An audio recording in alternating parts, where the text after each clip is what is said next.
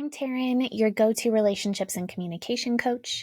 I support you as you explore pain from your past to experience spiritual and practical healing so you can feel safely connected to yourself, others, and Jesus again. Today, we're talking about the hidden playbook we all have written, but often don't share with others. And I'm going to share one question you can ask yourself that reveals the why behind the way you are feeling. Let's get to it. When my friend doesn't text me back after I share something vulnerable, I feel hurt. When my husband forgets to do something that he said he would, I can get resentful.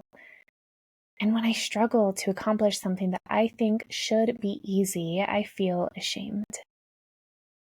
Yet for you, these situations could bring up something very different emotions, or none at all.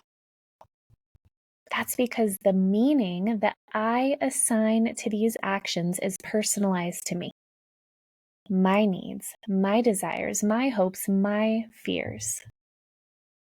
Without noticing, you do this too. You make actions mean something on autopilot. Let's look at my examples again with attached meaning behind the feeling.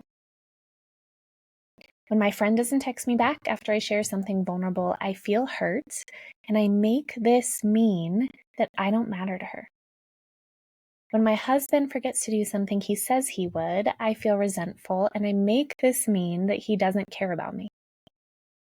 When I struggle to accomplish something I think should be easy, I feel ashamed, and I make this mean I'm a failure. My thoughts created all these assumptions without checking in on the other person's intention. You can see how our minds create stories, usually stories based in fear. And that's something I love about my work. I get to help someone uncover the hidden playbook that they're working from and decide if all the pieces of the playbook are leading them to the life that they want, and then tear out the pages that aren't helpful and write new, more life-giving stories. We all have a playbook, but when we don't know what's inside our pages that runs how we make decisions and how we show up in our relationships, that's when we feel guided by our emotions. Friend, do you get to write your own playbook? Yes, there may be sticky pages that are harder to rewrite than others, ones that you thought you got rid of and then you find more rules about it later on. There may be pages that were helpful years ago that have outlived their original purpose. Ultimately, your thoughts write your playbook, so that's where we begin. When you are feeling any emotion after an action that someone did, here is one question to ask yourself that uncovers the meaning behind that emotion. What does that mean to me? What does that mean to me? Think of the last interaction that made you feel frustrated or resentful or hurt. What did that mean to you? What fear was in the background? What made it so important that things go the way that you wanted?